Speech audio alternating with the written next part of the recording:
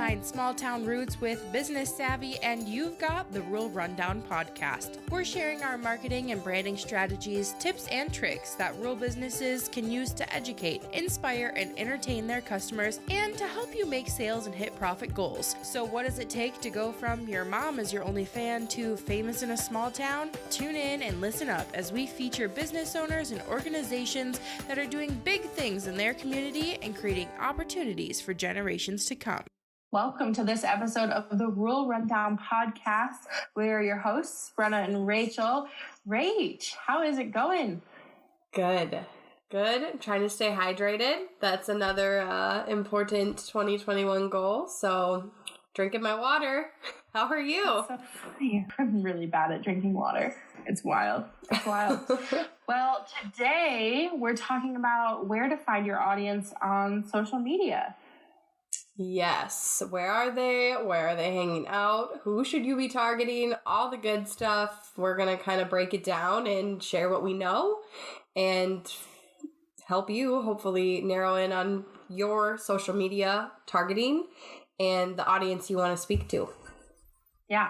Before we get started, I really want to talk about why it's important to be on social media in the first place. I think some people kind of write this off and they're like, well, I don't want to spend time on social, or I think social media is stupid, or I've had clients be like, well, I'm not going to give Mark Zuckerberg my money. I'm like, hello, you're not giving him any money. It's free. But the reason you should be on social media is because, especially in rural areas, we only have a small amount of people that we market to, right? Because most of these are small towns. You can only sell, my little line, you can only sell to your cousins and your friends and your family a certain amount of times before you have to get a new audience. Social media helps you with that because it opens up a huge, broad system of people that you can be marketing to and be selling to. So I definitely think social media is a good place for you to be at or to be on with your business. I think it's imperative, actually, not only just a good place. I think you definitely need to be there. Yeah, imperative is a good word. And honestly, this is going to sound a little harsh, but if you're not on social media, is it an ego thing? Because it's almost silly not to be on it. I mean, and I think people get so freaked out. I don't want to put my face out there and be on video. And yeah, doing those things are really good for your brand and your business. But you need to have a presence that isn't your brick and mortar, that allows you to, like you said, just reach more people and see hey, we are professional business. We have these services and we can help you. So, I just hope that's a kick in the butt. If you're not on there, I feel like this past year has kicked a lot of businesses in the butt, and they know that they have to be a little more proactive and maybe should start thinking a little bit more strategically about it. So hope that doesn't sound mean, but we're here to kind of help you, guide you there if you're okay, I'm listening, I'm all ears, let's do this. Yeah, absolutely. I definitely think it's a place to market your business. Like I said before, it's free. And if you think about it this way, think about it as a brick and mortar. I've worked in newspaper, I've worked in TV, I've worked in radio. These things that were the throne to sit on for marketing and advertising your business are no longer the case. Social media and being online is really kind of the place to be. It's the way to target people.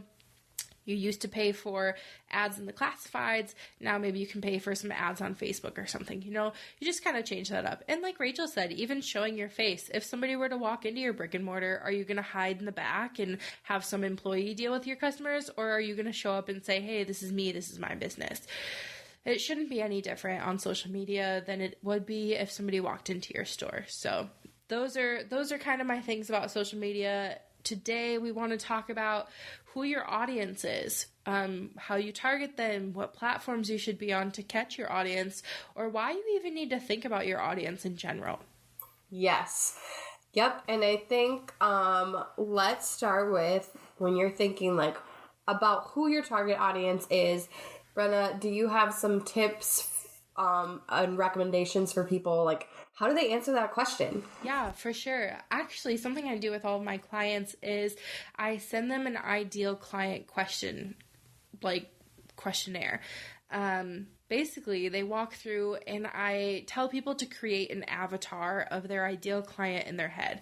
And I walk them through a few steps and a few questions to help them dig deeper and figure that person out. I tell people even to go so far as like, close your eyes, imagine this person, give them a name, tell me what their hair color is, what they like to watch, what they enjoy doing in their free time. Maybe where they went to college at, if they went to college. What's their income look like? Do they have a family? Where do they live? This really kind of narrows down the person that you want to work with. And doing this, we can figure out who you're targeting with your marketing, with your branding, and with your content and who you're selling to, really. Because, you know, it's one thing to be like, okay, like for me, for instance, my ideal clients are 30 to 50 years old, farmers and ranchers. They most of the time are married, husband and wife kind of team. So it doesn't really matter if the husband comes to me or the wife comes to me. So the gender doesn't really matter to me and my ideal client. But it's more like husband and wife team. They live in rural America, maybe about an hour from town. They have kids and they have a business that they're really passionate about, and they just want to connect with consumers, and they want to create another passive income stream, maybe not so much passive, but another income stream in their business, in their farm and ranch business. So if that's my ideal client and my target audience, I'm probably not going to be posting really girly content that's glittery and hot pink on social media. And I'm probably not going to be posting content with skyscrapers and in the middle of Chicago, or talking about how I, grew up in the city and I whatever, because that's not attracting my ideal client or my target audience.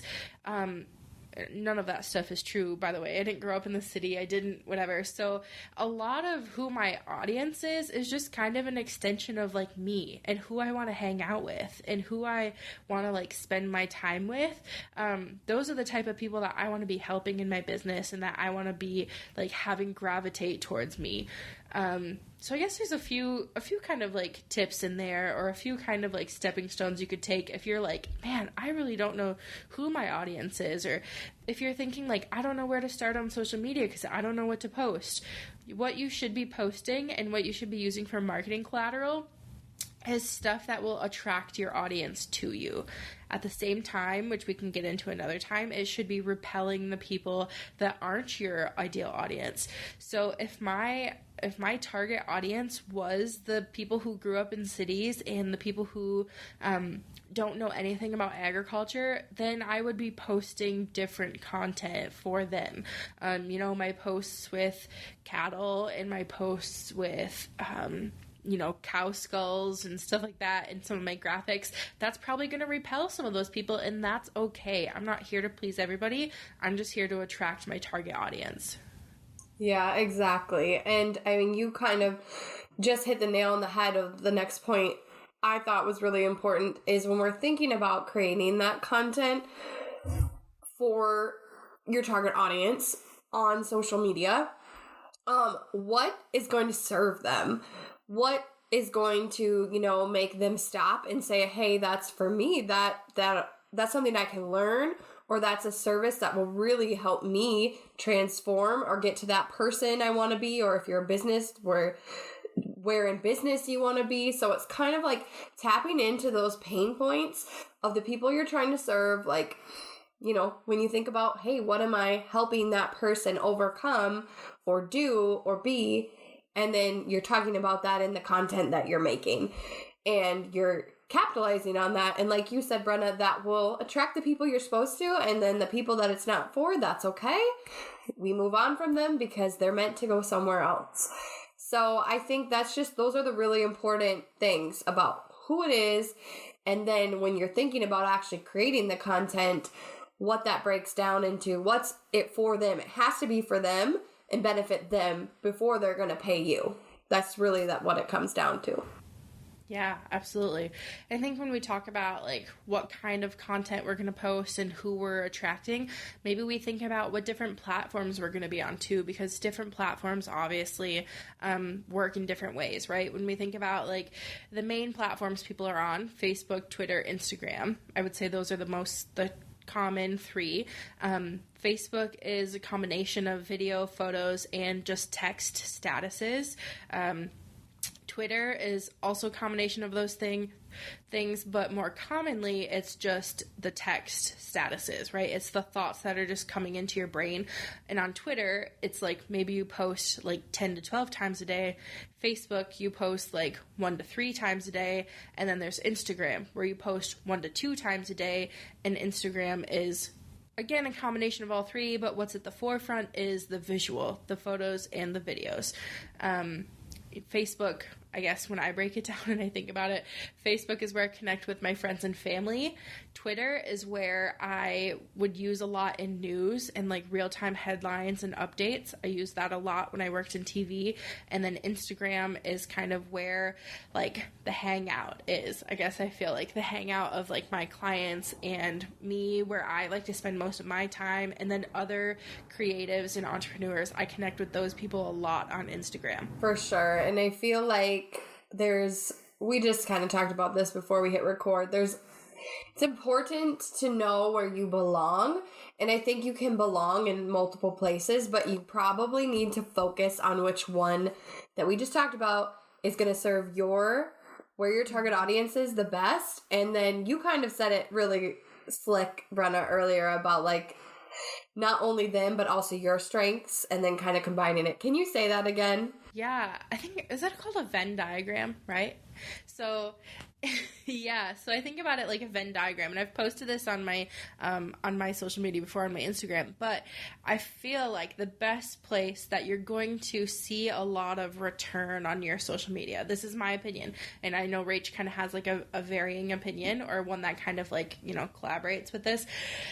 Where you're going to see the most return is on one side of the diagram. It's the space where your clients like to hang out, or where the demographics say that they should be hanging out, right? Where Facebook is like, I don't know the demographics now, but Facebook is trending more of the older crowd. So I would say probably like 20 to 50 years old on Facebook, men and women are on Facebook. And then it's a combination of where you like to hang out. So it doesn't matter what demographics say. It's strictly the platform where you like spending your time and where you like consuming and creating content. Now, if we put both of those together in the Venn diagram, the place where they overlap, that's the place where you're going to see the biggest return. Because if the demographics say that your clients are on Facebook and that's where you're going to get the majority of your clients, but you despise Facebook and you can't stand to be on there, I don't feel like you're going to see a very good return, because you're not creating good content. You're not using it to the best of your ability, because it's just like more of a pain point in your business. But if you can find the sweet spot of the place you like to be, where you're finding clients, it doesn't necessarily have to be what the demo says that they're in, but where you're finding them, find that sweet spot. Or maybe it's like you shifting a little bit. Like, personally, I like Instagram the best. That's where I feel like I find a lot of clients. But I do shift a little bit, and I know that most of my demo is hanging out on Facebook, so I have to post some content there. So I'll spend a little bit of time scheduling content for Facebook, but I spend most of my time creating content for Instagram. Does that make sense? Yeah. And so from my side of things, when I'm working with my clients, and just to give some context to the listeners, I'm in West Central Minnesota. Rural small businesses is the people that I'm helping with their marketing. Right now here, across the board, Facebook is going to be the platform we're on. Just demographic-wise, that is the best reach we're getting. I'm doing paid traffic. I mean, that's what we're focusing on Facebook. I do have a couple clients, though, that do have Instagram accounts, and I do think it's important for them to be there, because when you're thinking long-term, someday Facebook might not be the platform that we need to be on anymore. Well, at least we have a ground base on Instagram if that's where things are going to move. or, you know, whatever other platform comes out there. And the marketing principles across the board stay the same, but at least we kind of have somewhere to start. And we're not like, oh no, I was never there. I have no idea how to do this. No. When you're starting on social media, when you get this strategy down of, you know, serving your target audience with the information they need to know, you just transfer that to the next platform where you need to be. So, I mean, I guess one thing I would like to say and just put out there is, like, if you don't know, just start on one and try, you know, learn how to see the things that work. And then, you know, you can start trying to put those things that work on the other platforms and things and reuse content and see if they are successful as well. And then maybe you'll start to see where things are coming from. I mean, sales are going to talk to you the most too, as a good indicator. So I don't know. Did I go on a tangent there? No, I think you're right. And I think, you know, we talked about this before we hit record as well, but I was saying that, like, I like hanging out on Instagram the most. I feel like I still get clients from there. But the other reason that Instagram works for me is because I can, and I feel like you can't do this as well on Facebook, but on Instagram I can connect so much easier with other creatives and other people. I've been a lot of places in my life. I feel like I started my life in Wisconsin. I grew up there. I have a large network of people in Wisconsin. I really started as like a young entrepreneur there with my cattle, and I had a jewelry business for a while and just a lot of stuff. Then I went to college in South Dakota, obviously grew my network tenfold with a lot of people I met there. Then I started my career in South Dakota on the other side of the state, again, just expanding that network even broader. And now I've been traveling the Western US for the past 3 years, doing a lot of rodeo and Western sports kind of stuff. So I'm at this point where I've created this network of people that spans from the Midwest all the way down to the Southwest. And on Instagram, I've connected with even more people that I haven't even met in person, but they've gotten to know me on Instagram through social media. So now they've referred clients to me. So not directly through Instagram are my clients finding me and like showing up, but through my network that I've created in person and on social media through Instagram, people are being referred via word of mouth to my services. So, like, again, just back to the fact where Instagram doesn't, or social media doesn't have to be scary or think about like you have to put your face out there, just whatever. All of this is coming from like word of mouth. I would say 98% of my business comes from word of mouth. Half the time I've never met them. They're just through social media. The other half of the time they're people that I've just like met along the way.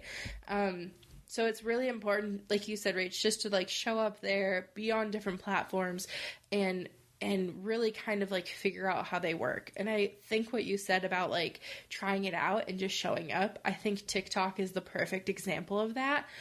TikTok came out, I mean, TikTok's been around for a really long time, but it was kind of like gaining traction, and then quarantine happened and everybody's like, what is this thing called TikTok? So then they jumped on it, and so many people just used the platform for a little while to see what it was and what it was about. Next thing we know, we've got like 40-year-old moms making TikToks that aren't they're not great. They're not like marketing material. They're not whatever, but they used the platform for a little bit. They said, this is fun. Now I want to try it. I think we were in that weird period of time where people were like, well, I don't have anything better to do. Like, let me try this platform. I think sometimes we need to give that grace to other platforms when we think about marketing or using it in our business. Like, get on there for fun. That's what it's supposed to be about, right? Is like being social. Try it out for a little bit. See what you think about the platform itself before you get yourself hyped up or thinking like, oh, I got to learn another thing and I got to use it for my business. I think that you can definitely get on platforms and just try them out for a little bit and see how they work. This is actually a really good transition into kind of the next thing we had talked about, was when we think about how do we include our audience in our marketing.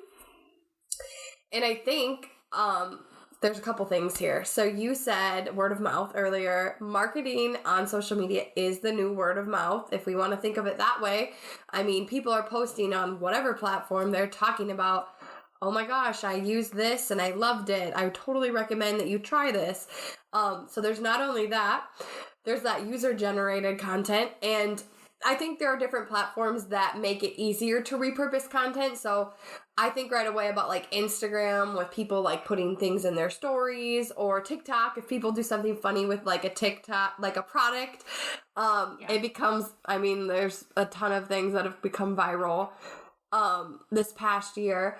But I think that's all, like you could say, Rachel, that's all nice and dandy, cool. Like, I don't know how to make my customers do that stuff.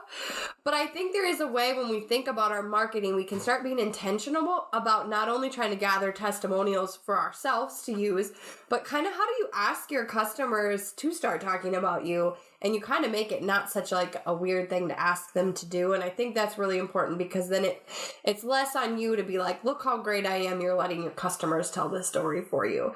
So I think there's a lot of value in getting your audience telling your story on your different platforms. Absolutely. I think that user-generated content is such a cheap, I mean, not cheap, but inexpensive. Not to say that it's, like worth less because it's cheap or whatever, but such a cheap and easy and good way to share your product without you having to really do any work. I had a client recently who raises show pigs. And when I started with them, their content was really good, but I felt like they were in that space, like I am, where they really just should try to create every single piece of their content on their own. And I was like, hold up, you guys are selling how many pigs to different kids who are showing these pigs across the state of Wisconsin? Why don't you start using user-generated content, right? So that's content that's created by their clients or by their customers who have bought their pigs. So if that kid goes on to win any county fair, any state fair, any pig jackpot, post that stuff, like you're seeing that content on theirs, even if they're tagging you or not. But once you start getting the conversation going and you start showing up every day, people are going to tag you. They're going to include you in that content that you can easily share on your own platform. And it's doing a handful of things. First of all, it's giving you content, so you don't have to worry about writing content for the day or marketing. Second of all, it's showing that you're selling your product, and it makes it more desirable to other people, right? Because what one person has, other people want. The third thing it's doing is starting the know, like, and trust factor with your clients, with your potential clients, potential customers, which is huge in social media, right? People want to know you, like you, and trust you. Well, if other people are knowing you, liking you, and trusting you, then it creates this trust with other people. And maybe a friend of a friend, or this person's cousin bought a pig from you last year, you've shared it on social media. Now that kid wants to come back and buy a pig from you too, because their cousin Johnny had one last year. It's less of a word of mouth and more of like a, I don't want to say it's like a popularity thing, but more, social proof. Yeah, right there. Like showing people like, hey, this is what we do, and we do it well, and this is why. This is who trusts us, and you should too. So I think that's a huge way to use social media. Yeah, for sure. And I mean, I think just to kind of like recap, I feel like we covered a lot of things in the realm of audiences, but I think first of all, like, trusting that social media is going to be worth the effort for your business. It's kind of where it's at right now, especially in a world that's changing so fast. This allows you to show up in another way and connect with your audience. Secondly, platform. So where do you need to be? Let's find the one that you want to start with, go for it, and start being consistent. And then how do you serve those people? So coming up with that marketing plan that educate, inspire, entertain. And then fourth, thinking about that social proof, including your customers in your marketing, so it's not just all about you. Brenna, do you have anything I kind of missed in that little recap? No, not at all. I think you really touched on everything that we talked about today. And I hope that for anybody that's listening out there, you really just kind of see the value in social media. And if you've been nervous or scared to hop on a platform, that this really kind of gives you the courage to be like, all right, let me just try it for a little bit and see how it works, And it's not going to be an overnight success. You're not going to gain 1,000 followers in a day. But things are going to work out, and it is going to be a good place for you to get your business out there and start marketing. Really, like I said in the beginning, for free. There's no reason you shouldn't be on any of these platforms. You have nothing to lose by being on them. definitely get yourself out there and start that customer journey for people. Start getting your product out there for people to see. Yes, definitely. You said it great. Wow. Does that wrap up this episode, Rach? Is there anything else that we should talk about in finding your audience? I think that kind of wraps it up for me today. I think we could literally go on any of those topics, but maybe another day we'll go dive a little deeper. But I think that was a great first touch, and I hope it kind of serves you, the listener, and you, like Brenna said, kind of feel empowered to get going, try it, and it doesn't hurt to try. Like, you have to try to figure out what works. You have to try things over and over, and I think you can't be afraid to do it. So, absolutely.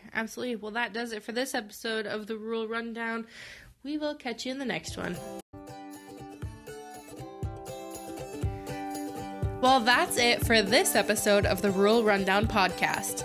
Thanks for listening. You can always find us on social media at the Rural Rundown. And if you really liked this episode, we would totally love it if you gave us a review and gave us a little rating. It would mean so much to us. And for more small town roots and business savvy, catch us on the next one.